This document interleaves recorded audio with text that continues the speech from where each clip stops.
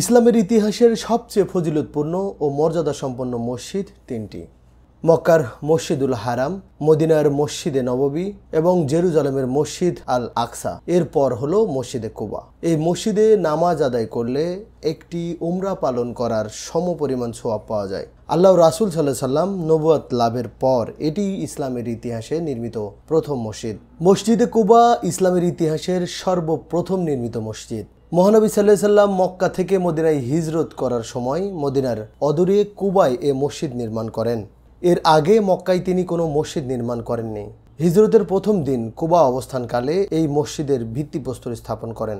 মসজিদের নির্মাণ কাজে সাহাবেদের সঙ্গে স্বয়ং রাসূল সাল্লাল্লাহু আলাইহি সাল্লাম অংশগ্রহণ করেন। ইতিহাসবিদরা বলেন, আল্লাহ রাসূল সাল্লাল্লাহু আলাইহি সাল্লাম যখন ভিত্তি স্থাপন করেন তখন কেবলার দিকে প্রথম পাথরটি নিজ হাতে স্থাপন করেন।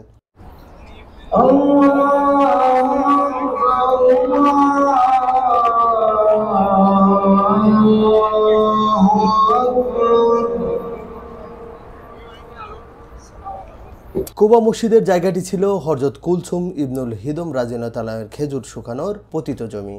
তিনি ছিলেন আমর ইবনে জাওফের গোত্রপতি। এখানে মহানবী সাল্লাল্লাহু আলাইহি সাল্লাম 14 দিন, কেউ বলে 10 দিন অবস্থান করেন এবং তার আতিথ্য গ্রহণ করেন। মক্কা শরীফ থেকে 320 কিলোমিটার উত্তরে এবং মদিনার দক্ষিণ পশ্চিম কোণে অবস্থিত এ মসজিদ কুবা গ্রামে অবস্থিত। মসজিদে নববী থেকে এর দূরত্ব মাত্র 5 কিলোমিটার।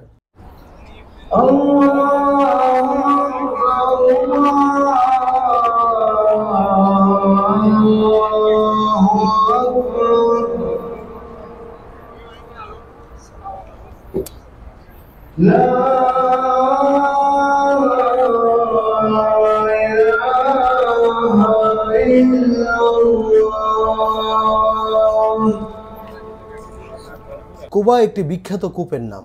সময়ের পরিক্রমায় এই কূপকে কেন্দ্র করে যে জনবসতি গড়ে উঠেছে তাকেই বলা হয় কুবা। এর সূত্র ধরে এই মসজিদের নাম করা হয় মসজিদে কুবা। পবিত্র কোরআনে কুবা অধিবাসী ও মসজিদে কুবার প্রশংসা করেন আল্লাহ তাআলা। তিনি বলেন যে মসজিদ প্রথম দিন থেকে তাকওয়ার উপর প্রতিষ্ঠিত, সেখানে অবস্থান করা আপনার জন্য অধিক সঙ্গত, যেখানে এমন কিছু লোক রয়েছে যারা পবিত্রতা পছন্দ করে আর আল্লাহ পবিত্র ব্যক্তিদের ভালোবাসেন। সূরা তওবা আয়াত 108।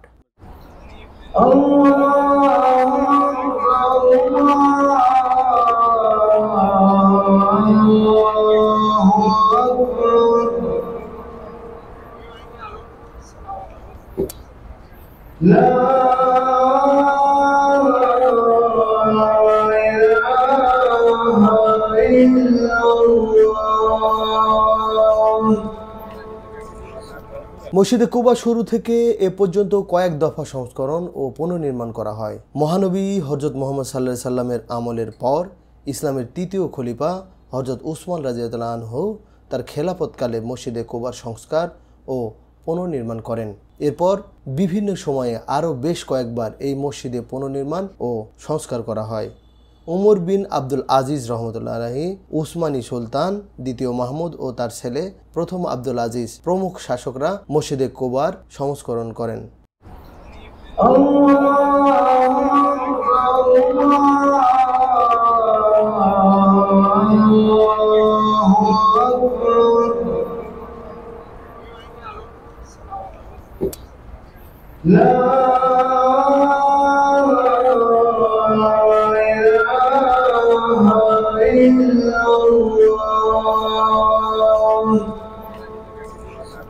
চারশো 435 হিজরিতে আবু ইয়ালি আল হোসাইনি কুবা মসজিদ সংস্কার করেন। তিনি মসজিদের মিহরাব তৈরি করেন।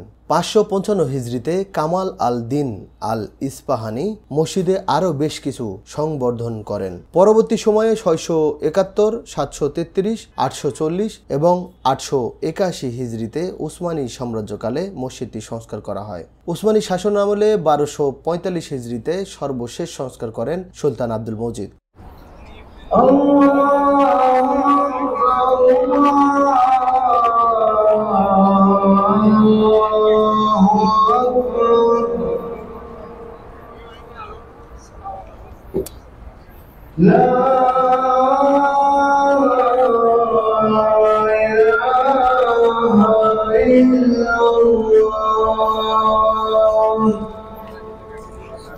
1986 সালে বাদশাহ ফাহাদ বিন আব্দুল আজিজ আলে সৌদের সময় সর্বশেষ সম্প্রসারণ হয়। তখন পুরো মসজিদে এক ধরনের সাদা পাথর ব্যবহার করা হয়, যা অন্য কোনো মসজিদে সাধারণত দেখা যায় না।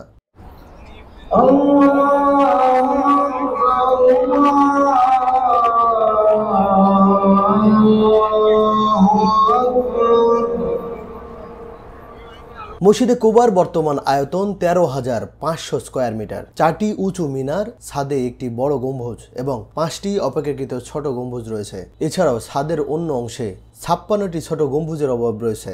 20,000 মুসল্লি একসঙ্গে নামাজ আদায় করতে পারেন এই মসজিদে। মূল মসজিদ ছাড়াও এখানে রয়েছে আবাসিক এলাকা, অফিস, ওযুখানা, দোকান ও লাইব্রেরি।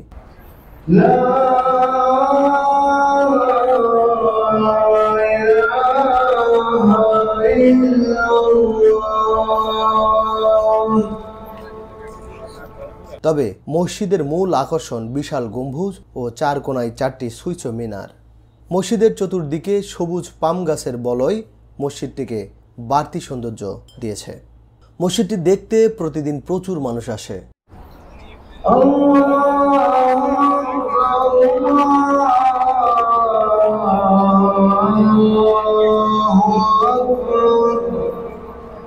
মসজিদের নারী ও পুরুষের নামাজের জায়গা ও প্রবেশপথ আলাদা। অজুর জায়গাও ভিন্ন। সম্পূর্ণ শীতাতাপ নিয়ন্ত্রিত মসজিদের ভেতরে কারুকাজ বেশ মনোমুগ্ধকর। মূল মসজিদ ভবনের মাঝে একটি খালি জায়গা আছে, সেখানেও নামাজ আদায়ের ব্যবস্থা রয়েছে। দামি কার্পেট বিছানো মেঝেতে মুসল্লিরা নামাজ আদায় করেন। এছাড়াও রয়েছে জমজম কূপের পানির ব্যবস্থা। মসজিদের উত্তর দিক নারীদের জন্য সংরক্ষিত।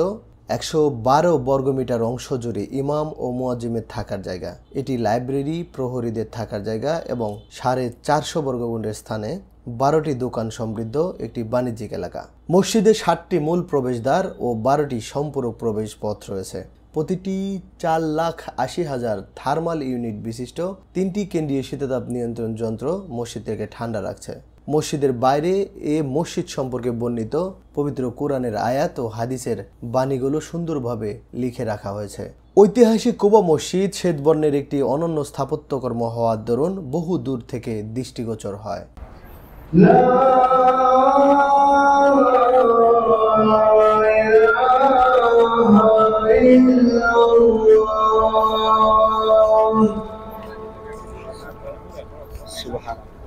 সুবহান